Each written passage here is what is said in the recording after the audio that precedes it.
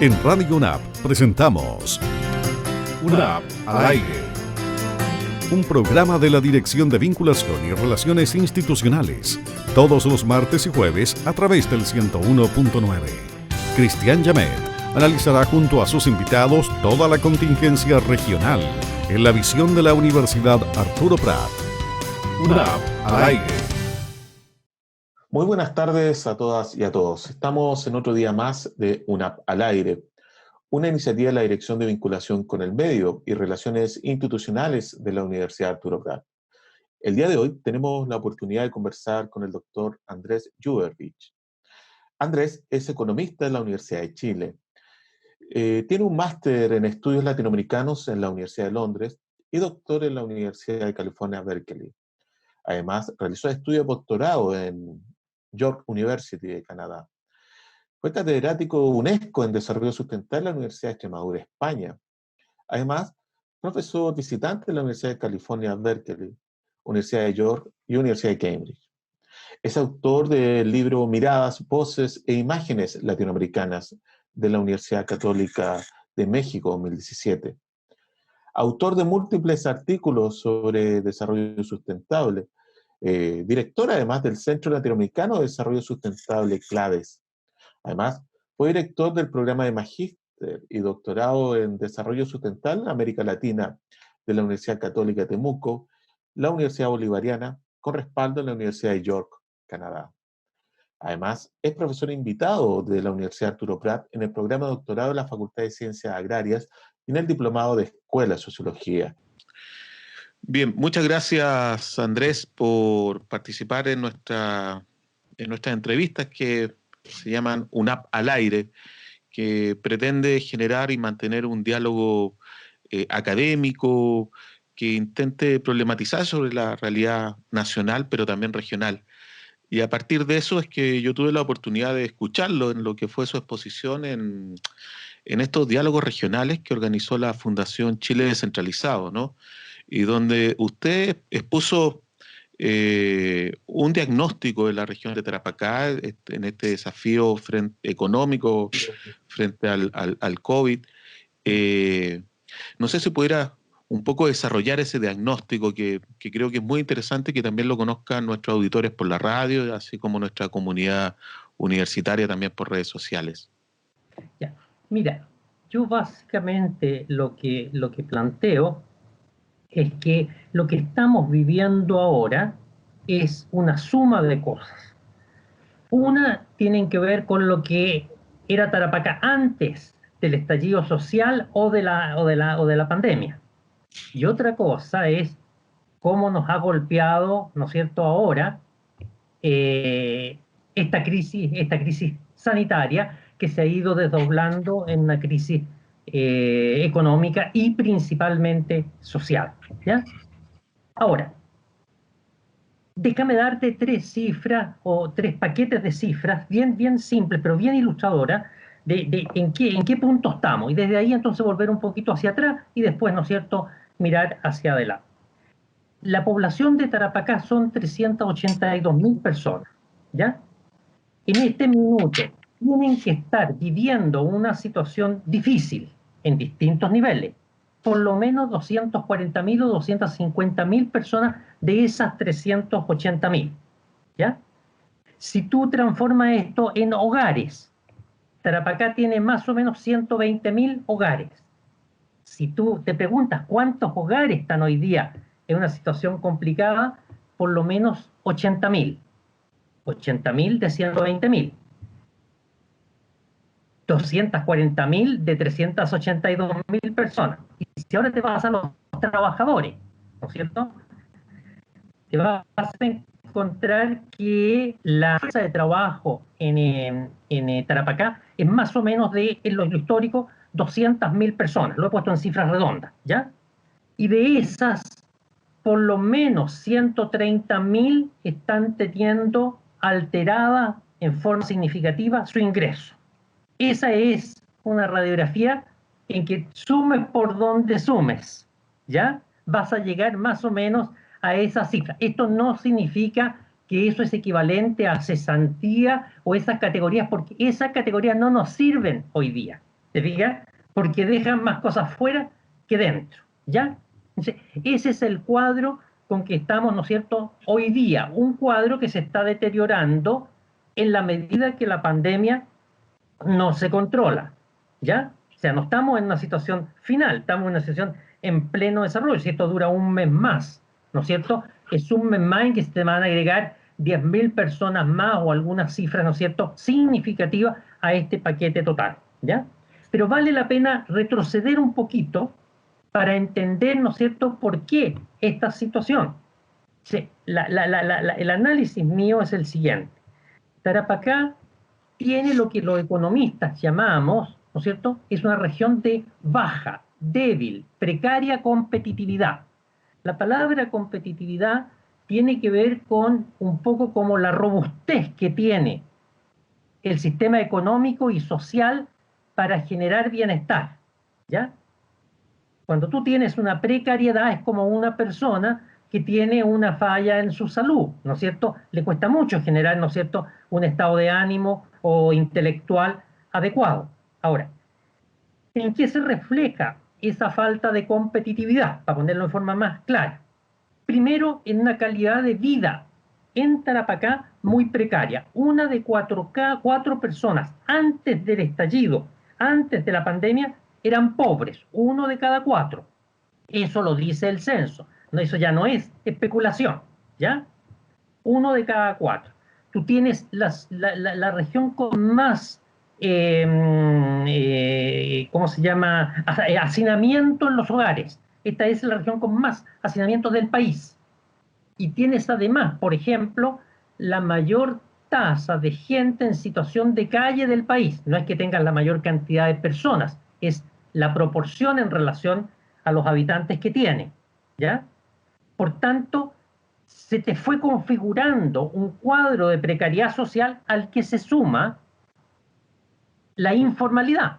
La informalidad en Tarapacá no es solo una cantidad de gente, por así decirlo, ¿no es cierto?, vendiendo en las calles. La informalidad en Tarapacá es una cultura. Toda persona que ve su vida amenazada sabe que se puede ir a la calle a vender cosas. En el verano se va a la playa, ¿no es cierto?, o se va al Paseo Prat, o se va a avivar. Es decir, esa es la cultura. Así la gente se defiende de cualquier momento en el que se sientan amenazados. La otra cosa que tiene complicada la región es que tienes una articulación institucional. Es decir, las instituciones en Tarapacá no han aprendido a dialogar. Gobierno, universidad, gobierno local, empresarios, juntas de vecinos. No hay una cultura de conversación y por tanto, si tú te fijas en esta región, es muy fácil escuchar gente hablando sobre la historia de Tarapacá, pero muy difícil encontrar a alguien hablando sobre el futuro de Tarapacá. Eso, ¿no es cierto? Una región que no habla del futuro, por tanto una región que no está acostumbrada a soñar su porvenir, ¿te fijas? Y eso se refleja en que incluso, ¿no es cierto?, esta es una región donde mucha gente está como de paso. O sea, si aquí no hay oportunidades, bueno, me voy a otro lugar. Y eso yo creo que es un déficit que ha habido en la región y que va a haber que cambiarlo dramáticamente, porque cuando tú tengas todo el país que va a estar complicado, no es cosa que tú digas yo me voy de Tarapacá, ¿a dónde te vas a ir? ¿Te fijas? Ahora, hay un dato más, si quieres, para complementar lo que estamos hablando, que es importante. Fíjate, el censo muestra que entre los dos censos anteriores, fue en el 2017 el censo, ¿no es cierto?, el censo anterior, ¿ya? Chile tuvo un aumento de población del 33%, Tarapacá la tuvo del 100%. ¿Te fijas? Y estamos teniendo cada año entre 5 y 6 mil personas que llegan a Tarapacá, de los cuales por lo menos el 50% son personas extranjeras. ¿Te fijas? Lo cual también hace que esta idea de soñar Tarapacá se haga más difícil por la sencilla razón de que el que viene a buscar lo que puede. ¿Te fijas? No tiene tiempo, no tiene energía, no tiene vitalidad para estar preguntándose cómo va a ser la región en 20 años más. Entonces, además estamos con una población que está creciendo. Fíjate, en el censo del 2017 dijo que Tarapacá tenía 332.000 personas. El Ministerio de Salud, que es el que tiene que mantener actualizadas las cifras a través de sus modelos demográficos, dice que hoy día hay 382.000 personas, o sea, 50.000 personas más en simplemente, ¿cuánto? 3, 4 años.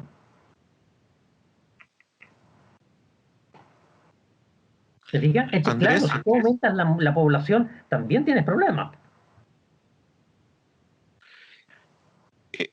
realizado este diagnóstico, ¿cómo es que se llega a esta situación de precariedad que tú señalas? A estas instituciones que no dialogan entre sí. Esto no es accidental, esto no es espontáneo. O sea, obedece a que un Estado centralista, por un lado, regiones que básicamente están relacionadas con proyectos mineros, por ejemplo, que han depositado todo su crecimiento económico en base a ese factor, etcétera. ¿Cómo se llega a estos datos, a este diagnóstico, a esta foto que tú nos comentas? Yo tengo la impresión de que hay dos hechos que son muy complicados en la historia de Tarapacá, que se fueron gestando a lo largo de ese periodo difícil de la vida de Tarapacá hasta que llega la minería. Uno puede hablar mal de la minería, pero la minería representa en algunos momentos la mitad del valor de todo lo que se produce en esta región. Tú le sacas la minería y simplemente la región colapsa.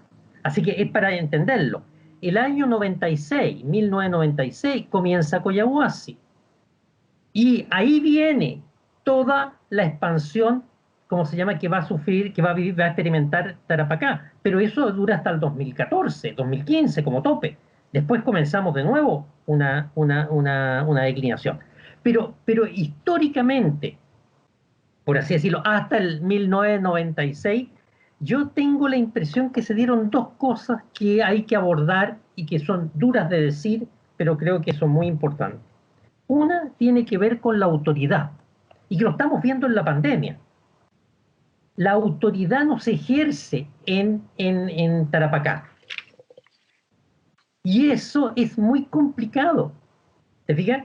Porque cuando la autoridad no se ejerce, tiene como contramano que la gente hace lo que puede o lo que quiere o lo que cree para tratar de sobrevivir o incluso, ¿no es cierto?, para llevar la vida corriente. O sea, yo llego y me subo con el auto arriba de una vereda, yo llego y boto basura, yo llego, como se llama, y me invado la playa con comercio ambulante. O sea, hay un conjunto de cosas que no tenemos que aquí hacer un gran listado para darte cuenta de que tienes, por un lado, una autoridad que no está presente, y por el otro tienes un pueblo, ¿te fijas?, que se desencuentra con aquello que le es natural, que es su autoridad. Yo me organizo como pueblo para conversar con la autoridad. Si la autoridad no es proactiva, no me propone cosas, no me plantea desafíos, bueno, ¿qué hago yo? Lo que hago, te fijas, es rebuscármelas como puedo, pero en ese proceso lo que se produce es un cierto, como, si tú quieres, un deterioro social. ¿Te fijas? Las sociedades que hoy día salen adelante, los países que salen adelante, te lo va a decir todos los textos, son los que tienen capital social y instituciones que dialogan y comparten desafíos. Si esas dos cosas Tarapacá no las trabaja, ¿te fijas?, y no las va poco a poco fortaleciendo, es muy difícil que simplemente con dar ideas económicas o con proyectos o con actividades tú saques una región adelante. Fíjate, por ejemplo, después si quieres vamos entrando un poco mirando el futuro, ¿no es cierto? Si tú tienes una minería de la envergadura de la que tienes en Tarapacá, que no es una minería cualquiera, ¿te fijas?, y tú te preguntas cuántas actividades ligadas a la minería se desarrollan en Tarapacá, te vas a encontrar que cada día son menos, van en declinación. ¿Por qué? Pues la minería se abastece en cualquier parte del mundo. La minería descubrió que con aviones trae sus trabajadores y Tarapacá quedó mirando. ¿Te fijas? Entonces, no es lo que te estoy diciendo, más que una crítica, es tratar de poner un desafío sobre la mesa a nivel de las autoridades y del conjunto. No estoy hablando de que esto sea solo un tema de gobierno regional o local, ¿te fijas? Sino que de todos los que tienen, toman decisiones que afectan la región. Y por el otro lado, un pueblo que tiene que aprender también, te fijas, a organizarse y a expresar de forma organizada sus demandas y sus pensamientos. Si no, no se pueden sacar las tareas adelante en su propio beneficio.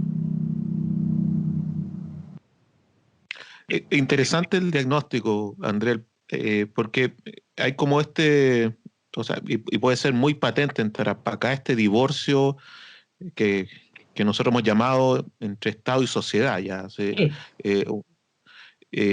Un Estado que no logra de alguna manera conducir regionalmente a la sociedad. Y una sociedad en que ya no cree en las autoridades regionales, etc. Y el panorama que presenta es casi de esta población flotante, o sea, casi como que una suerte de que vienen con ciertos intereses laborales necesarios, pero que no necesariamente tienen un compromiso con la región. O sea, me comentaba esta población o estos trabajadores que vienen a la minería, que llegan y se van, o sea, no... ¿Te fijas? O sea, para ellos es impensable de que yo traslado mi familia a vivir a Tarapacá, lo que sería mucho más lógico. Desde el punto de vista del desarrollo humano, familiar, ¿cómo no sería mejor estar viviendo en Tarapacá y trabajar, ¿no es cierto?, en Coyahuasi, en Cerro Colorado, en Quebrada Blanca, que estar, ¿no es cierto?, viviendo en Valdivia. ¿Te fijas? Entonces, tú te das cuenta que se pierden oportunidades cuando una sociedad no le demuestra al resto del país que vivir en ella tiene un plus. O por ejemplo, yo veo, hoy día teníamos un sol exquisito aquí, ¿no es cierto? Y uno se pregunta, gente de la tercera edad que tiene sus propias pensiones, sus propios ingresos, o sea, no le vienen a sacar ingresos a Tarapacá. ¿Por qué no vienen y se instalan a vivir aquí y gastan aquí sus recursos? ¿Qué es lo que necesitamos? Bueno, porque probablemente les asustan estas 1000 cosas que estamos hablando no resueltas y que no hay ninguna razón para que no se resuelvan, porque todas ellas en alguna parte ya están resueltas.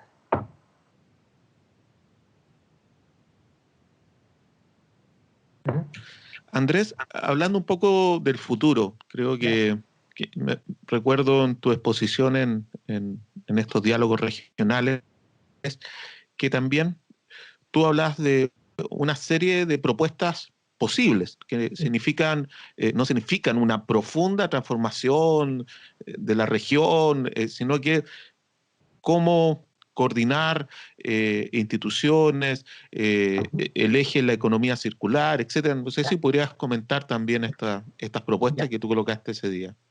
Ahora, yo creo que, ¿no es cierto?, para ser justo, uno junto con ver los peros, tiene que ver los pros, ¿no es cierto? Si el mundo no es blanco y negro, ¿no es cierto? Tarapacá tampoco. Tarapacá tiene al menos 4 o 5 cosas que para mí son muy importantes. La primera es que tiene Iquique como una ciudad de servicio. Los servicios que tiene Iquique, todos los estudios que yo he leído que comparan regiones en Chile, muestran que tenemos muy buenos servicios. ¿Por qué? Porque tienes la minería, ¿te fijas? Tienes banco, AFP, seguro, ¿no es cierto?, casas de cambio, es decir, todo lo que tú necesitas para hacer la vida. Cuando yo me trasladé a vivir aquí, no eché de menos nada en Santiago. Ahí está el Jumbo, allá está el Lidl, ¿te fijas? O sea, no es verdad que tú te vas a una región y la vida... No. Iquique tiene un paquete de servicios que hay que aprender a aprovecharlos mejor que lo que se está aprovechando, ¿ya? Porque son una infraestructura que se ha construido, que es un patrimonio de la región. La segunda cosa es que, fíjate, la minería en este momento produce poco más de 600.000 toneladas de cobre fino. Con las inversiones de Quebrada Blanca vamos a pasar a algo menos de 1 millón de toneladas. Significa que el producto minero va a subir del 35, 36, 37 que es ahora, probablemente al 50%, solo por ese efecto, dependiendo cómo vayan los precios del cobre. ¿Te fijas? Entonces, si yo me leo un artículo de Collahuasi, en que en su memoria, ¿no es cierto?, dice, supongamos, 180 empresas me dan servicios en Tarapacá, no estoy hablando de las que le dan servicios fuera de Tarapacá. Bueno, hay que pensar no en 180, hay que pensar en 360. ¿Te fijas? Y hay que pensar que la minería va a tener desafíos muy grandes. Entonces, no se trata de que aquí todos vamos a comprar una camionetita para estar trasladando mineros, ¿no es cierto?, hasta la planta. No, aquí las tareas son mayúsculas. Aquí hay que pensar en la revolución tecnológica, ¿no es cierto?, de mayor nivel de avance. Eso es lo que necesita la minería. ¿Te fijas? Entonces, segundo punto, la minería es una demanda que tiene la ciudad, una demanda que hay sobre la región que viene de fuera de la región, no se construye aquí adentro. Entonces, ese mundo no está en crisis. Cuando estemos, ¿no es cierto?, viviendo la crisis en forma fea, tenemos que acordar que tenemos que ligarnos a donde hay demandas activas en el mundo que quieren algo de Tarapacá. En este caso, si quieren cobre, bueno, los servicios que le demos a la minería van a empujar, ¿no es cierto?, la actividad productiva en la región. Entonces, los jóvenes, por ejemplo, tienen enorme posibilidad y los jóvenes tienen que ser parte de los que sueñen Tarapacá. La tercera cosa, si tú miras cómo se están instalando las plantas de energía limpia en Tarapacá están haciendo un nuevo polo de desarrollo, fíjate, de inversiones mayores que la minería, Entonces, hay otra demanda externa. No va a ser solo, la energía no es para producir la energía de Tarapacá solamente, es para cubrir el sistema interconectado chileno. ¿Te fijas? Se vamos a exportar como región energía. Y la otra cosa finalmente es el patrimonio cultural, ¿no es cierto?, étnico y de todo orden que tiene Tarapacá, que permite pensar en cómo ponemos en valor eso para que gente del mundo quiera venir a dejar sus recursos a Tarapacá y conocer lo que no pueden conocer en otros lugares. Eso hasta el momento prácticamente no se ha tocado como potencialidad económica. Entonces, ahí hay 4 o 5 elementos que te he señalado que me llevan a mí a pensar en algunos ejes nuevos para la economía de Tarapacá. Ahí nace la idea que tú me estabas recordando sobre la economía circular. Es evidente que el mundo avanza hacia la sustentabilidad. Tarapacá va a tener que producir cobre que tenga los estándares que exige el mundo en la lucha contra el cambio climático. Entonces es evidente que esa minería va a tener que plantearse dentro de un concepto de economía circular, porque no van a poder seguir, ¿no es cierto?, contaminando como lo hicieron en el pasado. ¿Te fijas? Entonces, hay una potencialidad que desde la minería empecemos a construir una economía circular que avance hacia el resto de la ciudad o de las ciudades, ¿no es cierto? Y ahí venía la segunda idea que a mí me parece central, que es avanzar en este mejoramiento de la calidad de vida de la gente de Tarapacá con ciudades más sustentables. ¿Te fijas? Empezar a reciclar la basura y limpiar más, pero como un desafío comunitario junto con el gobierno. Yo el otro día estaba viendo la página del gobierno municipal que se queja que entre más camiones ponen para retirar basura, más sucia está la ciudad. O sea, es un contrasentido, ¿te fijas? ¿Por qué? Porque hay una parte que no está poniendo, no siendo lo suyo. Pero eso se construye en un diálogo entre autoridad y comunidad. La tercera cosa, nosotros tenemos un sistema agrícola, agropecuario mejor dicho, en Tarapacá, que es de mucha finura. Los valles, Pica, el Piedemonte, ¿no es cierto?, ya subiendo hacia el mundo aymara, ¿no es cierto?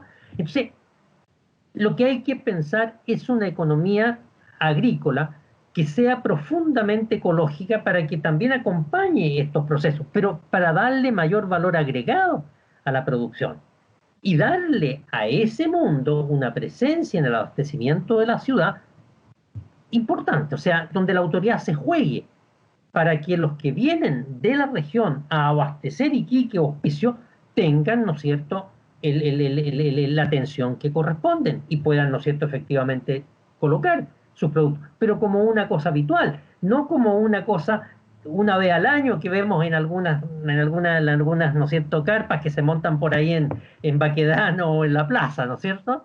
¿Ah? O sea, como una cosa habitual. Y la otra cosa que yo veo que es central es el turismo. Si tú tienes servicios, una ciudad de servicios, como yo te señalaba, como Iquique, y tienes patrimonio, y tienes sol y playa, como tienes, ¿no es cierto?, con el litoral, obviamente que tienes todos los elementos a condición de que cuando el turista venga, ¿no es cierto?, se encuentre con una ciudad segura, una ciudad que lo acoge, una sociedad que entiende que tiene que proteger esa demanda y no abusar de ella, ¿no es cierto? Y además que se abre a todo el interior. Entonces empezamos a mirar Tarapacá con un sentido, ¿no es cierto?, de unidad, porque lo que no hay en el borde costero está en el interior. ¿Te fijas? Entonces, uno se pregunta, ¿qué de estas cosas es tan difícil hacerla? Ninguna. ¿Te fijas? Es cosa que haya eso que te estoy diciendo, un diálogo que lleve al convencimiento que no podemos vivir solamente del rebalse de la minería. Ahora, si unimos, ¿no es cierto?, un poco esto que te he dicho con el diagnóstico que yo estaba haciendo, claro que hay cosas que son complejas. Por ejemplo, la crisis que tenemos hoy día, la pandemia, ¿qué es lo que ha hecho? Que la autoridad del gobierno nos dice a todos que nos acuartelemos en nuestras casas, ¿no es cierto? O sea, no podemos salir a trabajar. Cuando tú detienes el sector formal de la economía en Tarapacá, ¿qué es lo que te pasa? Que la informal, que es una parte fundamental, no tiene quien venderle. Si esa vive del chorreo, ¿te fijas? La economía informal no produce nada. Lo que hace es ir a comprar y vender, revender. Podrá algunas, ni siquiera eso, porque hasta las cosas que son como de consumo más inmediato, las compran en panaderías o en amazanderías o en lugares de ese tipo. ¿Te fijas? Pero cuando el ingreso de la gente formal baja, el mundo informal no tiene nada que hacer porque ellos no tienen ingresos. ¿Te fijas? Entonces, estas líneas de trabajo pueden ir ensanchando el mundo formal para ir acotando el mundo informal. No lo vas a hacer desaparecer, pero no puede ser posible que si teníamos 40% de informalidad pre-pandemia, salgamos de la pandemia y vamos a encontrar que estamos con el 60% de informalidad. Porque lo que está sosteniendo eso es cada vez más chiquitito. Al contrario, hay que ensancharlo para que, ¿no es cierto?, el mundo informal tenga también sus posibilidades, porque son una forma de que la gente tiene para ganarse sus ingresos. Andrés, en esa exposición y también pensando un poco desde la universidad, Ya. en un contexto en que la credibilidad en todas las instituciones han bajado, ¿no? En la política, en el parlamento, en los partidos políticos, etcétera. Y sin embargo, las universidades aparecen con una suerte de que gozan todavía de cierta credibilidad. ¿Qué rol le compete a una universidad, sobre todo regional, en esta articulación, por un lado, entre Estado y sociedad, ¿no es cierto?, pero también entre instituciones del Estado y el mundo privado, etcétera, considerando que es un desafío posible, pero que requiere que se orienten los esfuerzos hacia esas propuestas que tú nos has comentado, por ejemplo? Claro, yo creo que la universidad hoy día es una institución crucial, ¿no es cierto? En un mundo que está con problemas, pero que tiene enormes desafíos por delante de orden tecnológico que solo se pueden resolver, ¿no es cierto?, en la universidad, no hay donde más hacerlo. Ahí vamos a formar los jóvenes y esos jóvenes van a tener que batallar con el mundo del mañana. Yo, fíjate, creo que hay que partir por una cosa muy simple, pero muy profunda. Y es que la universidad incentive a los jóvenes en todas sus asignaturas a lo que yo llamo esto de soñar Tarapacá. ¿Para qué? Para que en ese sueño yo también descubra un sueño para mí mismo. ¿Te fijas? O sea, yo sueño Tarapacá y al mismo tiempo, sin darme cuenta, voy preguntando, ¿y yo dónde estoy? ¿Te fijas? No hay capacidad en Tarapacá para decirle a la gente, mire, usted sea ingeniero porque yo le tengo garantizado un trabajo. No lo hay. Eso es un engaño. Entonces, lo que tenemos que hacer es que la gente quiera a Tarapacá y en ese proceso, ¿no es cierto?, sacar toda esa historia que tiene Tarapacá, que es emocionante, pero ponerla con un valor de futuro. ¿Te fijas? Más aún cuando tienes tanta población migrante que se ha venido sobre la región. Entonces, yo creo que la primera cosa que yo pienso que es central es que no podría haber ningún profesor que hiciera una asignatura y no dijera cómo ayuda a ese gran esfuerzo de cultivar un sueño por Tarapacá. ¿Te fijas? Esa es la primera cosa. Y la segunda que yo creo es que estas líneas que yo te estoy diciendo, es fundamental que los jóvenes no solo las descubran, sino que comiencen ellos a imaginárselas, cómo se pueden llevar a la práctica. ¿Te fijas? Porque son ellos los que van a tener que hacer la realidad. Por ejemplo, el turismo. ¿Cómo y qué podríamos hacer? ¿Te fijas? En distintos niveles, porque el turismo ocupa servicios de distinto tipo, tiene que ofrecer panoramas de distinto tipo, ¿te fijas? Es decir, eso es prácticamente toda la ciudad movilizándose para que esto resulte.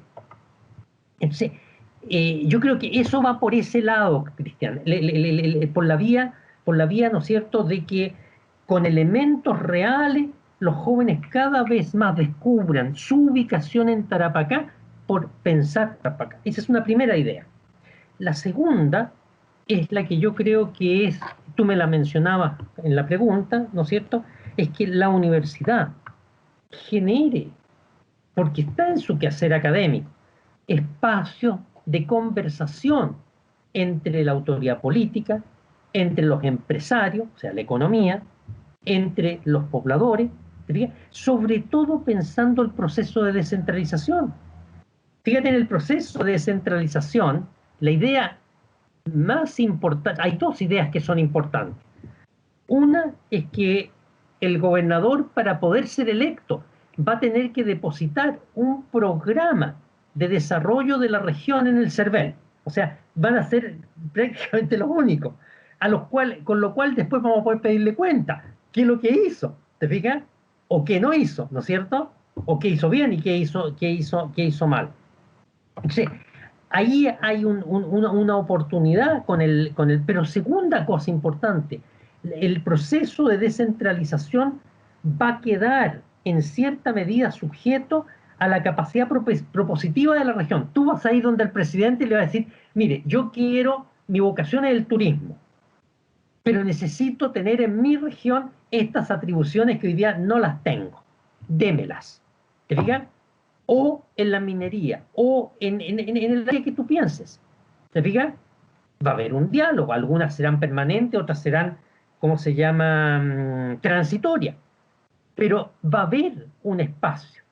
Y este proceso, cuando comience a andar, va a generar también una conversión de un debate. Y eso va a ser en abril del próximo año. Si no es algo que estemos hablando que se nos está ocurriendo, sino que en abril vamos a elegir gobernadores. ¿Te fijas? Y vamos a tener un plebiscito ahora en octubre, donde ¿cómo va a elegir la gente? Pensando, ¿no es cierto?, en quienes proponen ideas para resolver los problemas que tenemos. Entonces, lo que hemos conversado va a estar aquí, no hay que explicárselo a la gente, si la gente lo está viviendo. ¿Te fijas?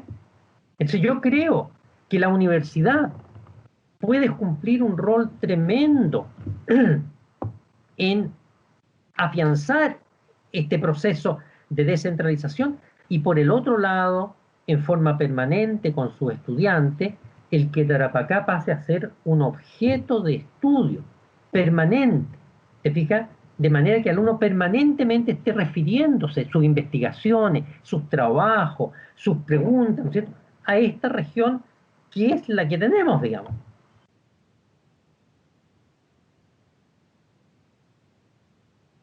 Andrés, las buenas conversaciones siempre hacen que el tiempo pase muy rápido, pero de verdad agradezco esta conversación porque en estos momentos a veces uno tiende a ver no con mucho optimismo la situación post pandemia. Y sin embargo, creo que en esta conversación, y así también seguramente lo entenderán los auditores, hay elementos para pensar Tarapacá post pandemia de una forma creativa, innovadora, también atrevida en términos de hacer, de innovar, de cambiar una serie de prácticas que también han limitado el desarrollo. O sea, como también tú lo señalaste, significa ciertos cambios conductuales, no solamente a nivel de la autoridad política, sino también a nivel de la propia sociedad, ¿no? O sea, si no tenemos una sociedad que acompañe las transformaciones, por más que se quiera cambiar lo estatal, regional, va a terminar siendo lo mismo. O sea, Claro. Son dos fuerzas que se apoyan una con la otra y crecen juntas. No tienes buen gobierno con poco pueblo y al revés, ¿no es cierto? Así es. De verdad agradezco esta conversación y esperamos seguir dialogando y en una futura entrevista contigo, Andrea. Así que muchas gracias por este tiempo que te diste con nosotros. ¿Ya? Muchas gracias, Cristian. Muchas gracias. Bien, estuvimos conversando con el doctor Andrés Yugerri y sobre el futuro de Tarapacá, la pospandemia, ¿no es cierto? El papel de la economía, del Estado, pero también de la sociedad. Así que nos vemos próximamente en otro UNAP al aire, acá en la 101.9, perdón. Muchas gracias. En Radio UNAP hemos presentado UNAP al aire, un programa de la Dirección de Vinculación y Relaciones Institucionales, todos los martes y jueves a través del 101.9. Con la contingencia regional en la visión de la Universidad Arturo Prat. UNAP al aire.